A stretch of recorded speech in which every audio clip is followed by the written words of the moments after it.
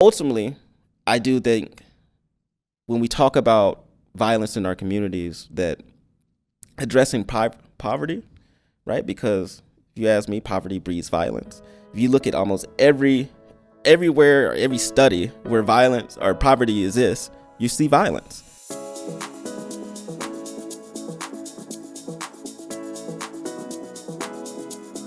All right, Mike. Well, we have a lot of questions to ask you today to talk about your run for City Council in District 2 up in Omaha, Nebraska. Thank you so much for making the trip to come down and talk with us today. Icebreaker question. Is there a moment in history that you are so fascinated with that you could teleport back to and experience for one day?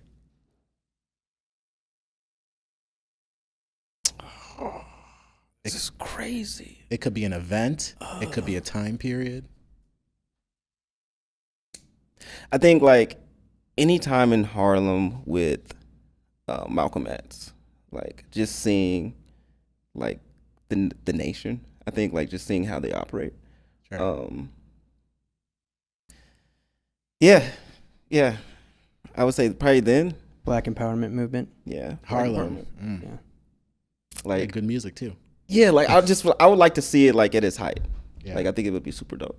That would. Of just black, like just blackity black. But yeah, just seeing it. Yeah. I think that'd be dope. All right, Mike. Tell us a little bit about yourself. Yeah, so I'm Mike Lee. I'm a community activist here in North Omaha. I'm 29 years old. Did some political consulting for the last 5 years. I managed some campaigns. Worked in the legislature for 2 years. Mm-hmm. I'm very bad at talking about myself, so let me know if there's more information you want to know. But essentially, like, I am just a community activist from North Omaha. Were you born in North Omaha? Yes, born in North Omaha. Moved around because my mom and dad was in the military, so we moved around a little bit. Okay. Grew up in North Carolina, came back to Omaha from North Carolina, and then went to school here, middle school, high school. Where in North Carolina? Wadesboro, North Carolina. We had one Walmart, I remember we had it was weird. It was a weird time. Like I remember in some of my classrooms just being like the only black kid, which was weird because I had black friends, but we just didn't have the same classes or the same classroom. So it was just weird. I had that experience here in Lincoln, actually. Really? In middle school, yeah. How was that? I mean, it is what it was. Like, I couldn't do anything about it, Yeah. It was... Go ahead. No, I was just going to say, I think it's just, it's weird because, like, to go from that and then to come into, like, North Omaha or come into, like, I went to school in 6th grade, I did Indian Hill. So to come to school and then have, like, a whole lot of Latino kids and a lot of Sudanese kids coming into the school. And then, like, more black people, too. Like, it was just like, oh, okay, so when we're, like, in rooms talking about history and stuff like that, it's not weird, right? Because I always thought that was the weird part about going to school in North Carolina, right? Like, is when they start talking about history and stuff, it's just... Yeah, I was born and raised in Texas, where I believed the war of northern aggression narrative, and I thought, oh, Confederate flag, that's normal. At my Walmart, we had one Walmart in Wadesboro, and it flew the Confederate flag over the American flag, which was crazy. Wow. Jeez. Yeah. That's insane. That's the South for you. I heard that the Texan flag is the only one that can fly equal to the U.S. because it used to be a sovereign nation on its own. I have no idea. I'm asking you because you're from Texas. I don't like Texas. Okay. Oh, damn. So what got you into political activism then? I guess, did you start as like political activism or did you just do community activism? Political activism, I guess. So yeah, I graduated in 2020, right in the midst of all the craziness, right? And so I remember looking up on Facebook. I went to school in Western Colorado, running track. So I remember looking up, seeing like who's running for office, right? And then Terrell McKinney was running, and I was like, oh, I remember going to parties and seeing him around, like, you know what I'm saying? Like, okay, you know what? If he makes it through the primary, then I'm going to do anything that I can do from here to volunteer and come out. And so eventually I ended up coming home, I want to say for like spring break. And I think that's when they had the George Floyd protest that happened on Center. And that was one of the first times I came back, participated in the protest. And I had my grandma and my mom, and so I had to eventually leave because the police was coming and they started tear gassing people. I don't know if you guys remember that. Yeah. Was that the day Skurlock, was it? No, this was before. Yeah. It was, Oh, I see. Yep, it was before Skurlock. Because when the murder of George Floyd happened, that's when like a lot of protests were sparking up, and James Skurlock was shortly after that. Yep. Yeah. And yeah, so eventually I reached out to Senator McKinney, asked if like, hey, can I volunteer, sit in on some meetings? Then me and him slowly started realizing that like he didn't have a campaign team, or and so I was really big into the West Wing, right? In college, like that's how I got through college. Yeah.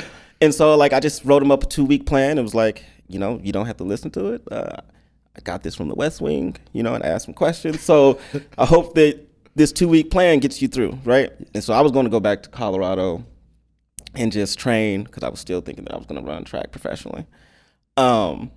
And just live out in Colorado. And then eventually he called me a week and a half later, and I moved back and started managing his campaign and organizing and going to different events and community organizing and stuff like that. So. Yeah, one of my favorite senators. So I've told you, Wayne and McKinney.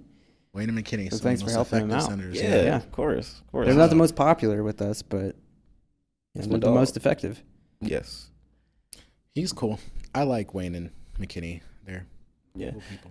And I mean, I think I know like my experience with like the party and political organizing. At first, like I didn't even know the party was a thing. When I first got here, like me and Senator McKinney at the time, like we didn't reach out to the party other than Precious, right? That was our only contact for the parties, county party. So I criticized them a lot, right? And so that's what led me then to enter party politics, is because I criticized them so much. I was like, you know what? I probably should join so people can't talk stuff about me.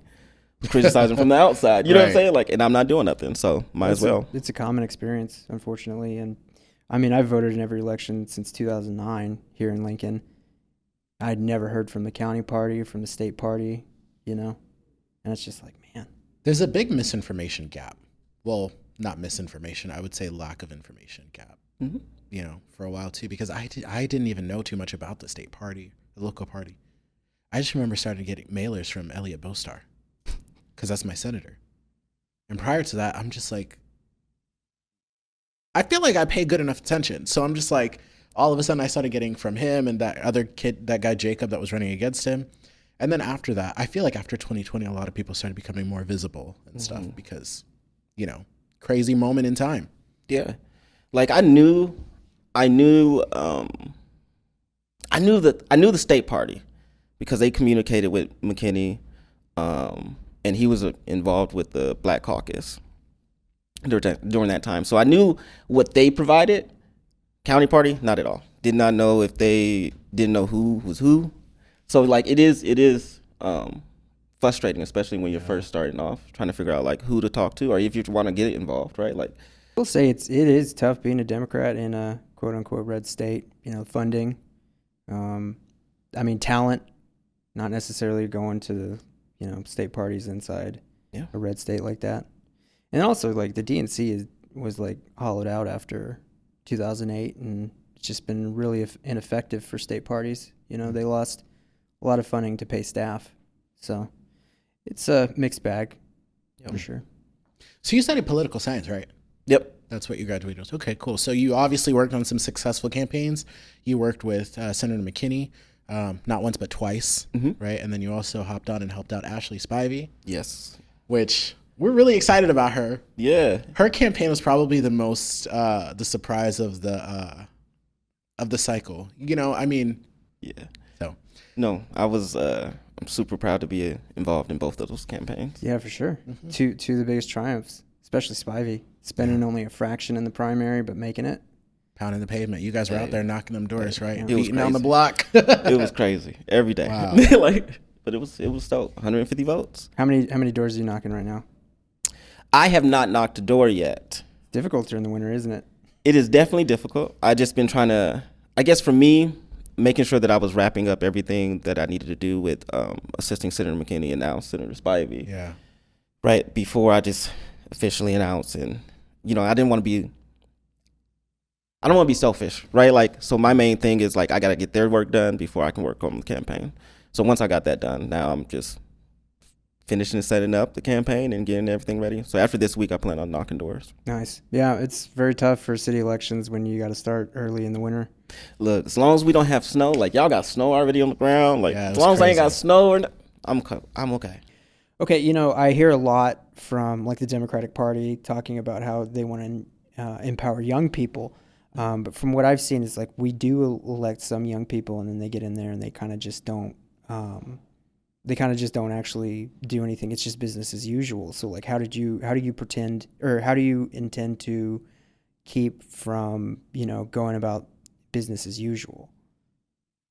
I guess it's important for us, right? Like for me, right, in the campaigns I've been running, it's like we've never listened to the party, right? It's not like the party necessarily tells us what to do or tell me what to do. And so I've never listened to that narrative, right? For me, it's always making sure that we go back to community, talking to people who are in the community, right? Having town halls, right? And being intentional about how we go about doing that. But yeah, I don't think that, the party has a say on how people govern. Yeah, overall. No, good, healthy, independent relationship with them. And that's what I see in the state legislature, which is very good. I think it has something to do with like the nonpartisan nature of a lot of our races. You talked about affordable housing, and now that's like a buzzword that I hear a lot from city council candidates, especially here. And then as soon as somebody gets elected, we don't really see a lot of action on that. As a matter of fact, we see like the opposite, right? Mm-hmm. And I have done some housing advocacy, and it seems to me that if you go in there and you try to actually do affordable housing, the development community will come down on you in the form of, not only are they being organized and yelling you at city council, but they might spend a lot of money against your campaign. So, how do you plan to contend with that? Yeah, I mean, I have never made decisions for my campaign or my policies on what I believe or what I will do based on, what my opponent's able to get or raise from outside groups.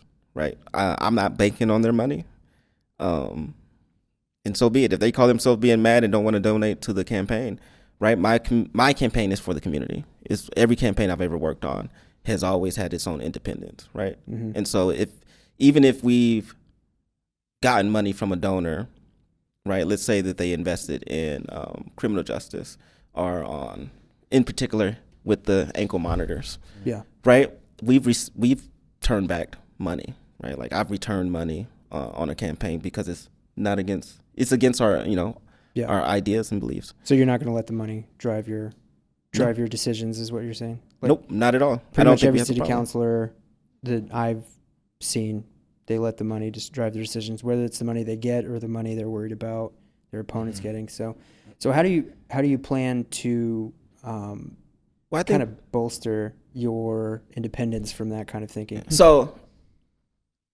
for me, it's not necessarily about these developmental group. I think a lot of people are going to be scared, right? They're going to be scared about how much money OPA is going to be spending, scared about firefighters. And so for me, it's been always important that we go back to community, right? Like that's where my strength and power is rooted in community. I talk to people and I communicate with people and organize with them daily, right? They've seen me for 4 years. But also, if you're letting an outside group dictate how you govern for your community, you're probably not the right person for that job. And I think that we need to just start being frank about it, right? Like some people are so afraid of these unions and groups that they forget that their main job is supposed to be looking after the people in their community. And so, for me, it's a no-brainer. Yeah. Your community will back you, right, when they know that you have their back.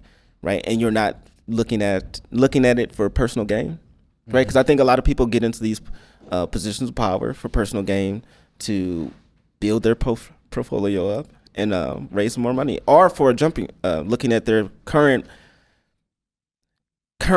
position and seeing like that they want to run for something else, right? Using it as a stepping stone. Yeah. Yeah. Right. And I think Happens a that lot. because of that, that makes them more acceptable to a lot of these outside groups in their decisions. And so for me, I don't necessarily care about that. Yeah, it is really hard to run for mayor in this town if you don't have development community on your side. Yeah. So, just for general information, right? Like something I learned as we're working in the community and doing political strategy, right? It's just being a person of color. You got to go outside your state to raise the money anyway, right? And so a lot of times, black people and black candidates or black and brown candidates are going to go first to the community and family and friends to raise money, and then they're going to go outside the state because, like you said, right? Like a lot of these outside organizations, they already have their favorites. They already know who they want because those people have been on their side for years. And so, yeah, I mean, I don't expect these people to be on my side. In the 1960s, if I remember correctly, there was one last grocery store in that area that kind of closed down, and having access to food and things like that, food, healthcare access, all of that feeds into the life expectancy of a community. So life expectancies of residents can be vastly different depending on where they live, and that's dependent on what kind of access they have, especially, food access. Yeah. Omaha is a food desert, and in the North Omaha Recovery Act, I remember going to a town hall at the Culture House, and someone was talking about how there's not a grocery store that has all the things they need that's accessible to the community right there in North Omaha. Is food desert something that you hope to address? What is your take on that? Yeah. I mean, I think that it's an issue, right? I definitely see the issue. I think that ultimately it has to be a community solution. I would rather see the community own its own grocery store again, right? Like we have Fields Foodway, right? And then from my understanding, I don't even know if that's even community owned anymore. We have Chubb's, right? And that's being sold, right? And so we don't have those staples that we can kind of depend on, right? And if we do have those staples, they're not invested in a meaningful way that will actually serve the community the way. So when you say community owned, do you mean like co-ops? I mean like this. If you want to go out there and get with Tommy and come to the North Omaha Rollback Tats meeting and apply for a grant for $10,000 to start a grocery store, let's do something like that, right? Why can't the city or these organizations, outside organizations who say that they care, create grants, right, to actually address the problems, right? Like I know that North Omaha, like per size, just as an area, has more nonprofits than probably anywhere else in the state. We think about it, a lot of these people are supposed to be solving the same issues, right? And yet they're not. And so I think that we just need to start reevaluating how we. So what is going on then? Okay, you want my honest opinion? Yeah. I believe that there's a lot of nonprofits who are just in it for the money. I believe there's nonprofits who are doing the work, and they truly are doing what they intend to do, right? Like I think that they're trying to do the good work. There's a lot of other nonprofits, I believe, who are supposed to be trying to solve poverties and the root causes of poverty, but yet they're now trying to work themselves out of a job. And that makes perfect sense, right? Like, because they say they're not for profit, but they take in millions of dollars, right? And meanwhile, our community continues to suffer. So we just have to be like honest about it. Knowing is half the battle. Willing to have those tough conversations, point stuff like this out, and pointing out like how money drives politics. Just having that discussion would be an incredible improvement than what we already have. So, So from what I understand, North Omaha used to be a lot more vibrant. And then a number of decades ago, a beltway was kind of like put in. And the thing is in like segregation to South, like that was actually a strategy from the governments to put in some kind of bypass to choke a community. So is that kind of what happened in this situation? Is there anything similar to that? Yeah. Yeah. I mean, you've seen the entire community. Like, if I was to show you guys some pictures that like Preston Love has showed me of like what 24th Street used to look like, or just some of the communities and neighborhoods in our community, like you guys would be like, okay, where was this, right? Like, you know what I'm saying? Like it is so night and day, right? Almost, right? And I feel like because of the interstate, it took a lot of the heart of the community, right, of where people were staying, and now they're kind of a little bit more spread out. Mm-hmm. Right. And so I think that we do need to figure out some type of solutions to overall address it. Like I know that there's Reconnect Rio up in Minneapolis that is a tool that Minneapolis used to reconnect communities torn up from. So I've literally seen a city councilor here tell a room full of people that public transit is useless and it's not going to get any better and we shouldn't really invest too much into it. But is that a tool that you could help try to reconnect the city council district? Yeah.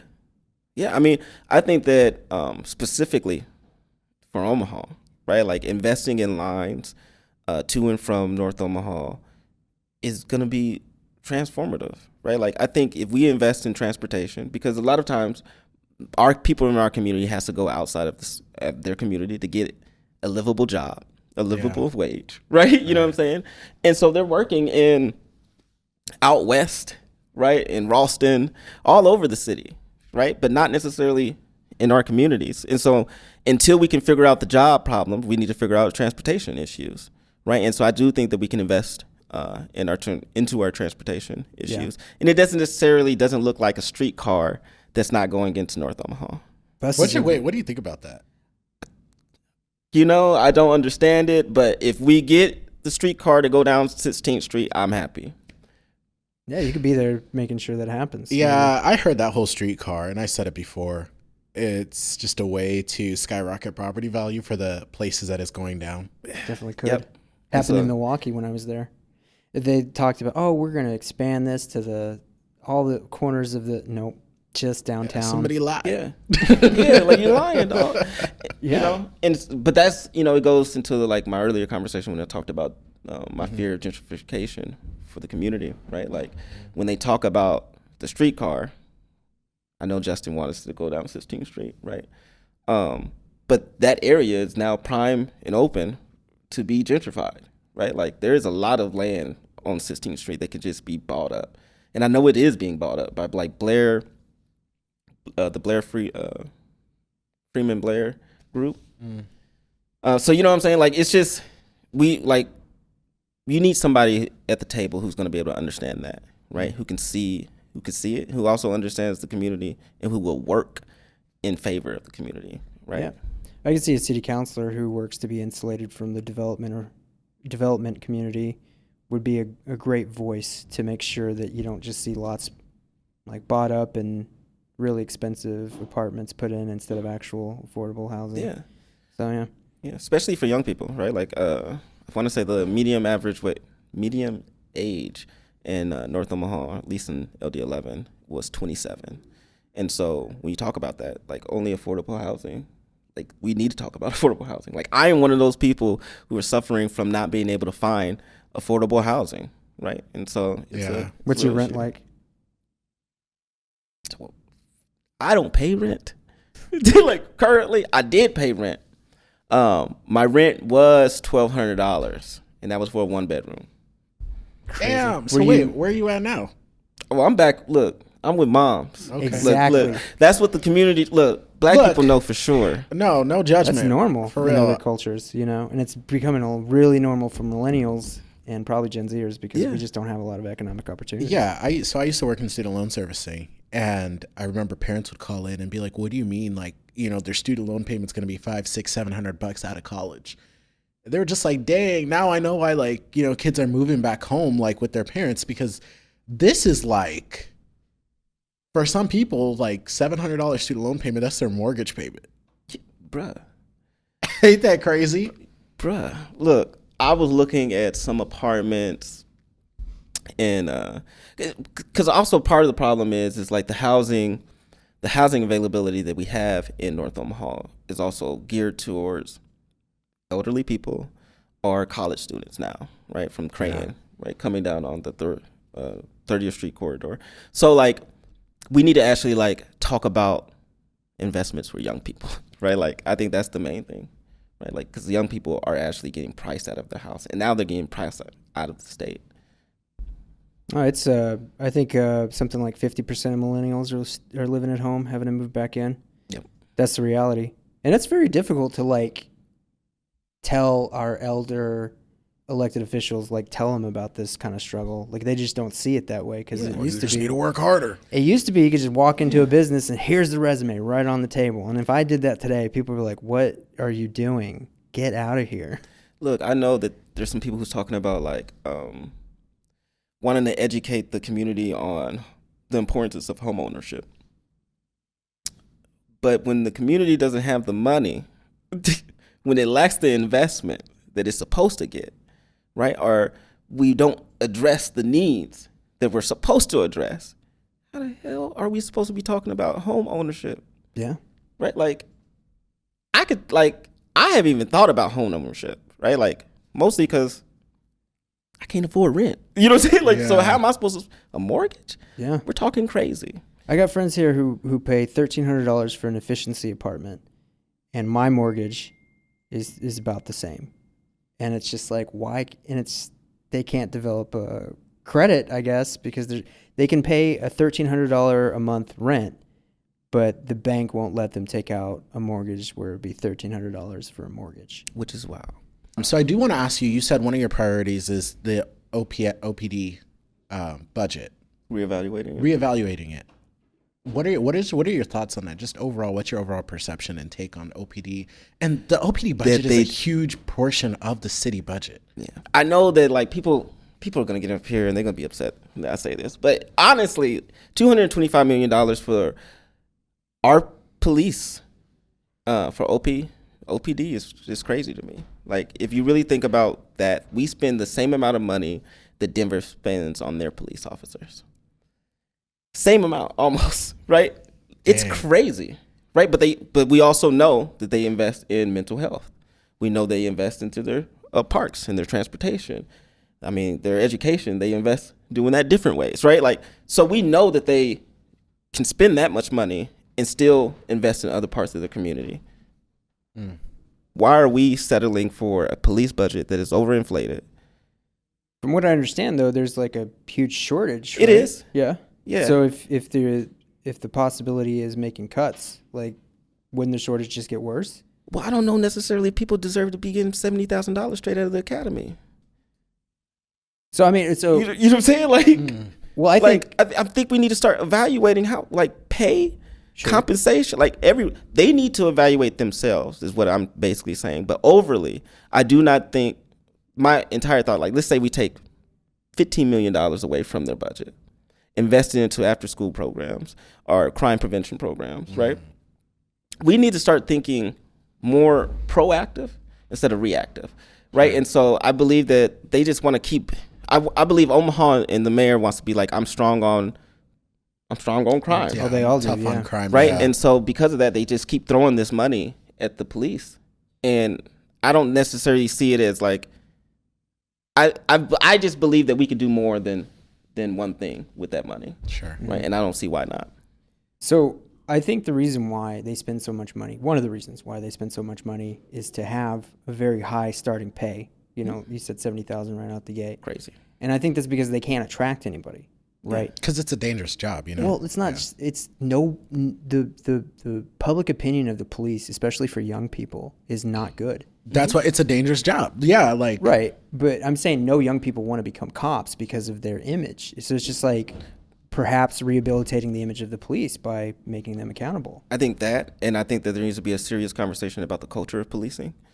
Right. I think that's part of it as well. Right. Like, you have people who will go into academy and then drop out because they say they realize how policing actually works, right? What's an example that you've heard of? Well, they just realize that it's more hostile, right? Like that they are going into situations, and maybe they are supposed to be going into these situations thinking a little bit more hostile than normal, right? But I think that because of the interactions that the teachers and the people that they have, right, that they're going into these situations way more ready to engage, right, and negatively. No, for sure. I remember after George Floyd happened, the murder, cops were starting to get a lot of criticism once again. Not that it ever stopped, but, more so. And I remember this video of this cop who was like a union head or something like that, was like, throw some respect on this badge. This badge isn't stained. And he was just going off at a press conference. And I just couldn't believe that was the reaction when you're a cop. Diplomacy, right? But apparently not. Yeah, I mean, it's like part of them forgot that they're supposed to be servants of the community as well, right? I always will say this. I think that the police have a place, they're a part of the solution, right, for the communities, for the challenges that we face, right? But ultimately, they are a small piece, right? And a lot of times when they come into these community meetings and they come into the spaces, they present themselves as expert or the only one who can speak on to the issues. And that's not the case, right? Like, a lot of times we know the people who are committing the offenses. We know the people who are in part of gangs, right? We know the people who are in our communities. We live it. We are here every day. And so we know the people. I believe that there should be a form of community policing, right? People who can engage with at-risk youth who are engaging already in gang activity, right? People who can talk to mother and parents, who can talk to them about changing their lifestyle so they're not necessarily introducing their kids to gang banging, right? Because it happens, right? And sometimes it happens without them even knowing, right? But ultimately, I do think when we talk about violence in our communities, that addressing poverty, right? Because if you ask me, poverty breeds violence. If you look at almost everywhere, or every study where violence or poverty exists, you see violence. And so it amazes me sometimes that people are like, oh, well, we should invest more in police, but then we're not investing in community as well. For sure. Yeah. So there's obviously, you were talking about the negative perception that people have of cops and things. And after George Floyd, Jim Scurlock, Kenny Jones, Mm-hmm. All of that, how do we bridge the gap between that? Or do you think it's kind of a relationship that's just going to be forever strained between the community and the police? Because there are some places, and I think it's safe to assume that North Omaha is more heavily policed than a place like West Omaha or a place like that. Yeah, you're 30% more likely to get pulled over simply driving into North Omaha. 30% more likely to be to have direct contact with a police officer than anywhere else in the city. That's crazy. And so when we think about that, right, like, we have to talk about, we just have to be honest, right? Like, why are you doing it, right? And if that's the case of why you're doing it, are you targeting low-level offenses, right? Like, I think, like, honest conversations between police and community have to open up, and it can't be a he said, she said type of thing, right? And so until we do that, right, and until they also take our words and follow up with action, I don't think necessarily anything's going to change, right? Like, they have to address their cultural problem. Do you feel like there's zero accountability for police officers? Yeah. What's the process like for a police officer who is accused of doing wrong? I know that they go through a review, but they get paid still. And I know that ultimately the decision is made up to the chief. So, is there any kind of public review board or advisory board? There is a advisory board or a complaint board, I can say, but like, I don't think nobody listens to it. Yeah, we have something similar here. It's like a commission of citizens and stuff, but nobody has ever heard them say or do anything, probably because they're not empowered statutory. And I know we introduced, when I worked in Senator McKinney's office, we passed a Brady Gigolo bill, right, to talk about police misconduct, right? But I know that currently we're trying to make sure that it's open to the public, and these people are actually submitting the bad misconduct of police officers. But even then, right, it's not strong enough to do what it needs to do. Yeah. I know he's coming back with some revisions to the bill. From what I understand, when they negotiate the labor contract, they get really favorable terms when it comes to disciplinary actions, that sort of thing. If I remember correctly, if they do something wrong, as long as they admit it to the internal affairs, it can't be used against them. So, I mean, reform, right? Make a process more transparent and actual accountability. And honestly, I think that if you can do that, you can rehabilitate the image of the police and people would trust them again. And then you wouldn't have to pay $70,000 just to get somebody out of the academy. Yeah. No, I know that we talk, I've been talking about trying to figure out different ways to introduce a little bit more transparency behind them, even just kind of taking it away from the police department themselves, right, on policing themselves, because I don't think they should be able to police themselves. Like the Supreme Court. Yeah. You know what I'm saying? They just get to, they get to, we'll decide when too much is too much or which will never be enough. Yeah, like, why would you say that you're in trouble? Like, you know what I'm saying? Like, yeah, it's, we've investigated ourselves and we've found no wrongdoing. Mm-hmm. Yeah, literally. Right, but also I think, like, just like on the city council level, what I'm interested in doing is like I want to make sure that like we can end no-knock warrants, right, in Omaha, right? I think that introducing an ordinance and seeing, like, I know that the police unions and the organizations that support police unions are going to come out and they're going to be upset about a lot of the things that I want to do when I talk about reevaluating the budget. I've seen it at the legislature. I've seen them, 30 deep, to be opposed to one bill, right? In which we're asking for transparency. Yeah. So I think, like, they don't want to take credit or they don't want to take blame for when they're actually doing wrongdoing. Yeah. And so I think that we just got to take it out of their hands. Yeah. Yeah. So, what are some other things you're passionate about, like, to do, like, in your city council role?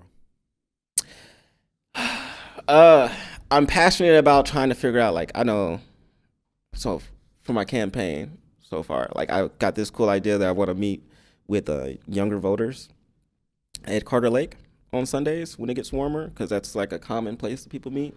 I want to just kind of do some town halls, stuff like that. As a city council person, making sure that I am accessible to the community and having just regular town halls. But also, like, it's been difficult. I've been trying to figure out, like, I don't like the way the setup of because, they don't get, a city council person doesn't get their own staff person. Mm-hmm. And I think that kind of affects the way that somebody will govern. Yeah. Right? Because that's interesting. So it's just you as a city council person, it's just you. It's you, and then y'all share, like, a staff. How do you feel about, like, the overall state of the race, or, like, I mean, it's a crowded race. We're talking about like 7 people in the race, right? 7. Wow. I think when it's all said and done, it's going to be around 7 people. I mean, I think ultimately, that it's proof that people want something different, right? That the last 4 years isn't okay with the community, right? Whenever we have people who are doing this, it's usually because the community is upset with the current elected official. So I think they're looking for a new change, and ultimately this field is going to be interesting, right? Yeah. I think that we got to be humble when you are an elected official. You need to understand that people are coming to you looking for the answers. Sure. Right? And even if you don't know the answers, your job is to then connect them with someone in the community. The resources to find that, yeah. And if you can only think about, like, what am I getting from it, then you're no longer serving. You're only serving yourself. And so I think ultimately it's just a compound, right? Like, we're seeing her, and that's just who it is, right? Like, what are your tats of? Sorry. So I want to get this redone. So I got a praying hands, a Lone Star, because my dad is born in Texas. I have cherry blossoms, because my mom's name is Cherry. Oh. And then JR, because I'm a junior. Okay. Then I got my other chest. So you ran track? Yes. What did you do in track? I did the 60, the 1, the 2, and the 4. So, short sprints. What was your favorite? The 2. 2? Yeah. Did the 4 feel like a marathon? No, the 4 is what I, like, initially started running. Yeah. It was one of those things when I got older, I was like, yeah, nope. Like, you know what I'm saying? Like when they started looking for the 4x4, I was like trying to hide. But I liked it. Like it wasn't like a hard race. It was just like, if, once I got to like university, I was like, yeah, if I don't have to run a 400, like I ain't about to run a 400. Like get somebody else. I'm a 200 runner. Yeah. Like So. What college did you go to? Western Colorado, and I went to the JUCOs I went to is Iowa Western and Iowa Central. Okay, nice. So yeah, I mean, like I have some friends who work in prisons, and they were like, "Man, we spend got to be $25,000 a year per prisoner, right?" And he's like, honestly, and he's just exasperated at this point because he's always seeing people come back to prison. He's like, honestly, give him $10,000 to stay out of prison for a little while. It might help because you'd be spending less than half of what we spend to keep him here. Yeah. You know? Look, some people are, when you get out of prison and you're getting thrown back into the same situation, what do you expect to happen? Right? Like if you're still struggling to figure out how to get your basic needs met, you're going to figure out how to get it done. Right? And then opportunity is not granted for these people as well, returning back into the community, and we need to fix it. And just different ways of like investing in people, right? Yeah. And one way we could do that, like you said, giving somebody $2,000, $5,000 when they leave prison, like something. Yeah, just to keep them out. I mean, I'd love to spend that money just to keep them out from going back. Start your life. What's the word? Recidivism, something like that. And our rates here in America are just really high. Yeah. It's like you could save so much more money if you could just give them a little bit of support to keep them out of prison. And where's this other thing? You put you're a felon on a job application. That's not going to help you out. Yeah, I mean, if they can be president, it doesn't matter. Like, it was in the front of my mind, but it's just like, yeah, you got to take that off because they're just going to keep having that punishment. It's just like you serve your time. Why do you got to keep on getting punished? Yeah, and nobody like the stigma of it. It's just it's dumb. Yeah. So you worked for was McKinney? Was he a supporter of the open carry? Yeah, he was, right? Mm-hmm. What's your take on that? Well, I know concealed carry, right? I thought it was open carry, but No, it could have been concealed carry. Constitutional carry. That's what they call it. That's why it's so. It's a weird word. Yeah. I know. So I know that initially, Omaha Police Department didn't want Douglas County to be involved in the bill, right? Because, and this was their main explanation of why they didn't want to be, is because it would then have stopped them from stopping people in North Omaha that they suspected of having a concealed gun or weapon. And so, Senator McKinney and Wayne, rightfully so, said, no, let's include Douglas County, and then let's do the constitutional carry. If the rest of the state wants it, right, then everybody should be involved. If you can't just portion it off. I remember both Lincoln and Omaha police wanted a special carve-out, and eventually that did not pass. But, I mean, it probably would have been overthrown in the courts anyways, because it's like you're not letting the people here have their rights, their gun rights, just like people outside the county line. Yeah, because they stay in the city. Like, and not to go to bat for the cops too much here, but like it is a difficult job, very stressful. These are the people who are always responding to domestic violence calls, which statistically are the most dangerous calls to respond to. They're the ones having to respond to a deceased person, suicides, mental health crisis. I don't think they should have to respond to mental health crisis, but where was I going with this? I had a second point. Don't worry. So, yeah, they're just so nervous about anybody who has a gun, and they're always thinking about, I'm going into a high crime area, right? So that's when they're most apprehensive, right? And that's why I think they wanted a special carve out, even though it pretty much would have trampled the rights of the North Omaha residents. Yeah, I'm sorry, that was not my best question. I had something else to it, but. No, I respected the hell out of McKinney for going to, because I am kind of a weird Democrat. I support gun rights, and I own weapons and stuff like that. So I know he gets a lot of him and Wayne get a lot of trash talk from the people in the party, but it's just like those are our two most effective senators. Just look at it. Yeah. How does a senator like Justin Wayne in a Republican legislature get a chairmanship. He's a good politician. And it's just like build those relationships. Mm-hmm. Yeah. And not for nothing, like the champions, people who get the most love in our party are not them, other people.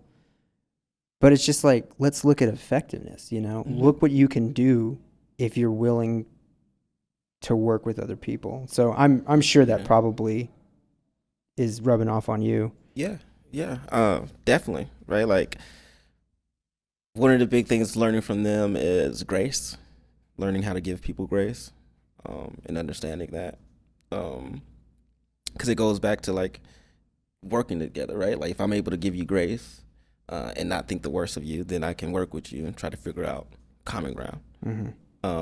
But that's why I also say, like, a lot of the job, right, of like political organizing, and I think like also being a politician, right, is navigating people's egos and personalities. I think if you can truly understand people's egos and personalities, you know how to then communicate with them, right? Like, you know what they want, you know how they maneuver. You probably saw McKinney do that a lot. Yeah, right. I mean, I learned a lot from McKinney and Wayne, right? Like, just being in the room, right, while they're talking and trying to figure out the strategic plans that they wanted for the sessions, right? Like, and so I try to carry that into my organizing as well. You got any fun ones to end it? My rapid fire questions. Okay, let's go. Do you still got 10? Yeah. 1. What is your dream vacation? Turks and Caicos. Ooh, that's a good one. Because it just sounds like you're supposed to be fire. Yeah. Explain to the person who's oblivious over here. What is it? It's just like, I don't know, It's like an island? a tropical, like... Oh, it's kind of like Bora Bora or Tahiti or something. Yeah. Bora Bora is mine. Yeah. Okay, really? Or the Maldives before they sink.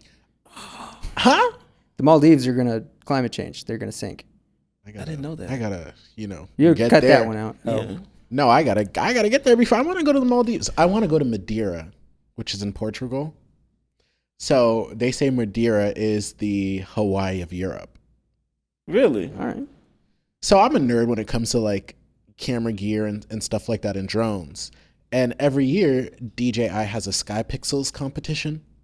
And so it's pretty much people submit like whatever like drone footage for this competition. And someone did a FPV drone, so like first person view, like flying through Madeira, and that won like their prize. And I was like, this place exists? Okay. Did I ever show you that video? Yeah, I'll show you that video. I need to see that. Yeah, fire. show me that video. Favorite movie?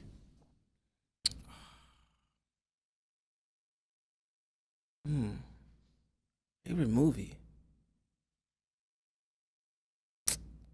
That's not fair. I got favorite anime.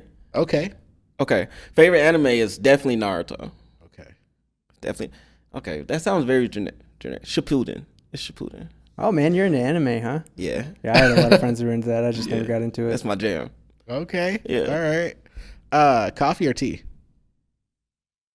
I just started drinking coffee. Or are you? But just I also water? don't think I drink tea correctly. So. Water? Yeah. I mean, I just started drinking coffee. Like, I like coffee. How do you drink tea correctly? I don't know. People have like people iced snobs, tea. Man. People like iced tea. People like hot tea. Like, I don't like. What is it supposed to be? Southern sweet tea. See, I like Southern sweet tea. It's got a pound of sugar in it. Yeah, you know what I'm saying? Like, that's right. That makes sense to me. Yeah, I'm sure if you go to England, it'll be a whole other thing. Yeah, like. Yeah. I got friends who are tea snobs, so it's definitely a thing.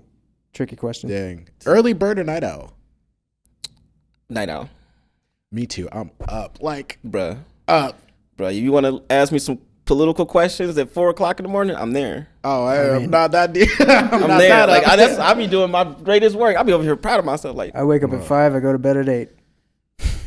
That's crazy. So the times where we have live streams that go to like 7:45, I'm dying. I gotta go, man. I'm dying, man. He rushes off the camera. I mean, like, why are they starting so late? It's not by choice. It's not by choice. Like, for some reason, I wake up at 5 and I can't get back to sleep. It's your kid. No, has nothing to do with him.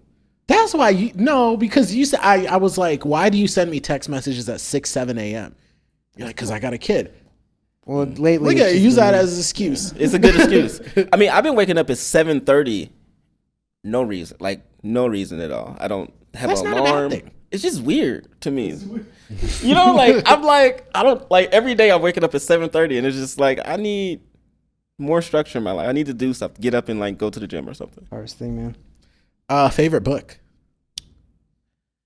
Who would be my oh, I do have a favorite book. Lead from the Outside, Stacey Abrams. Hell yeah. I'll have to check that out. Love Stacey Abrams. Her and Insei Ufot. Yep, that's my favorite book. Okay. Best childhood memory?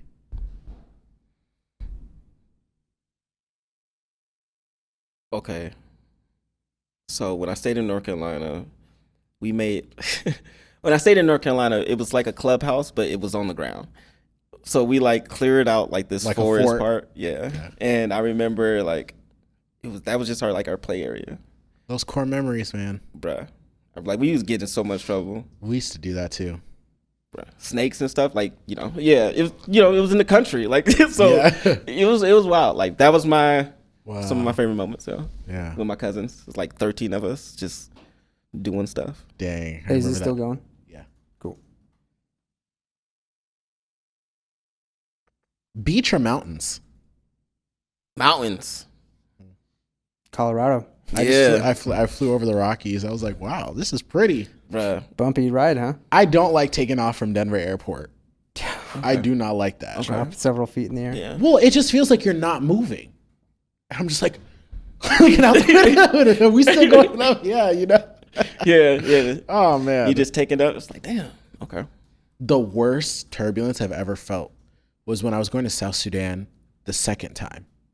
And we were flying over Greece and like the Grecian mountains. Severe turbulence. I got to a point where a flight attendant like looked down the aisle and she's like, raised at her jump seat. And I'm like, Not good. Oh, yeah. Yeah. Y'all was about to go down. But I always said, I would rather crash into an ocean or a body of water than a mountain. I'd rather die quickly. I feel like the chance of survival is higher hitting the water. Okay, if there was no chance of survival, mountain. Mountain. You think I'm about to sit there Head first. We get surrounded by sharks and stuff? No. Listen, I can't even 2025. Swim. They got the technology. They got Starlink and all that. They'll find us. Yeah, quick. like they found MH130. Sure. Yeah. Shut Malaysia up. Airlines. Be quiet. Sure. Yeah, literally. We've seen this movie before. Best concert you've ever attended? Okay, so I've only went to one concert and I'm upset about it. I went to Rod Wave concert. Where was that? It was it was in Omaha. I think my nephew went to that. Yeah, it was cool. It was lit. It was cool. I think I want to go to a real concert though. Like I want to go to like Chris Brown's or like I just feel like Beyonce's might be lit. Oh yeah. Like you know what I'm saying? Like I feel like both of those might be lit. Yeah. Yeah. Or even like who is Sexy Red? Is it Sexy Red? No, Glorilla. I like Glorilla now. Yeah. It's my dog. I don't know why. I heard Kid Cudi shows are really good. I feel like when I go to a concert, I want it like an experience. You know, people who put together a show instead of just like, and then that's it. Yeah, like a 50 Cent. You know, when they were talking about 50 Cent, like, you know what I'm saying? Like, no, Remember I mean, him from the Super Bowl? He comes in, he's hanging upside down. Who? 50 Cent. That'd be crazy. Yo, I saw him when he came to Omaha. I did that raw reaction video. He walked right past me. People were losing their minds over seeing 50 Cent. And I'm just like, it's so weird seeing this person in real life. I'm like, this is a real person. I've only ever seen him on TV or over a screen. Is it when he came for his cognac? That bottle signing? Yeah, bruh. That video got like over 1 million impressions. Did it? Cognac? Oh, great. The one that I did of people like reacting to 50 Cent. Oh, I see. One lady was like, it costs $80 for a bottle. If you don't buy a bottle, he's not coming out the curtain. Like Branson cognac or something like that. Okay. Yeah, I never had it. But I remember there was like a part there because he went to this party after the Tim Clark did too. And I went with Wayne and McKinney. Okay. I want to say. So it was pretty fun. Well, this is kind of, we covered this, but are you a sunrise or sunset person? Like watching it or what? Yeah. Well, I'm never watching the sunset or rise. Yeah. So sunset. Sunset. I mean, but I would probably like to watch the sunrise better than the sunset. 'Cause let's be honest, I don't be paying attention. Most of the time, like these last 4 years, like I've been in election cycle after election cycle. So it's like I've seen sun go down, phone banking. Yeah. I love sunsets, but like something about sunrises is so peaceful. The times where I have to like get up early and like go somewhere and seeing the sunrise, it's just something so peaceful about it. And it's funny too, because like that's when I feel the most calm. And my Dinka name means sunrise or dawn. So okay. Wow. Sorry. See, now when I stayed in Colorado, I will say the sunrise. I definitely watched the sunrise because I was up in the morning for practice and stuff. But you had the mountains to your east when you were in Colorado. Yeah, so you saw them rise. Just peeking through the mountains, like. Well, I stayed in Gunnison, so it's like 30 minutes away from Crested Butte. Is that a small town? Gunnison's small, isn't it? Yeah, Gunnison's pretty small. Yeah, nobody likes going to Gunnison. Crazy. You only go to Gunnison if you're going to go ski in Crested Butte. All right, well, thank you so much for coming and hanging out with us and chatting about your candidacy and learning more about you as a person. The primary is April 1st, was it? Yep. Yeah, April 1st, yeah. And then the general is May 13th. Yeah. All right, well, we'll definitely have you back. All right. Well, I appreciate you for having me. It's super dope to see like how much you've been able to grow these last 4 years, and finally me and Tommy on something that's not Zoom. We've met before. Well, okay, yeah, not in person, I guess. Yeah. But I forgot to mention this. So you were running for president of the Nebraska Young Democrats, right? And I was attending their convention virtually. Why not, right? I love bylaws. And I get a call like right before the election, and it was you. And we talked. We talked way too long for somebody who needed to whip votes. But I mean, there were 3 people running. One person got 0 votes, and I felt really bad about that. But you got second place by 1 vote. Is that correct? Yep. Yeah. But anyways, I voted for you because you gave me a call. Thank you. So the other guy didn't. I appreciate you. Yeah. Yeah. No, I remember I was on the phone with you, and then like I think I had to jump off to get on another call. Dude, I was like, you got to get off the phone, man. Yeah, like he told me, he was like, get off the phone with me. I'm like, see you later. All right, well, if you are watching this, thank you so much. Comment your favorite take below and share to keep the conversation going. We'll definitely have you back. This was a lot of fun, aside from the difficulties. But yeah, really excited for you. Thank you for making it down. No problem. Thank you. Yeah, for sure. Next on the Jazari Qual Show. From the heart of Europe, our next guest Ola brings a German perspective to the table. America first does not necessarily mean that you completely close your borders, stop interacting with everyone else just because it's complicated to start a dialogue, to actually approach other countries, other cultures, to try and understand each other. That can pay off. Join us as we explore the culture, politics, and stories shaping Germany today on the next episode of Echoes from Abroad.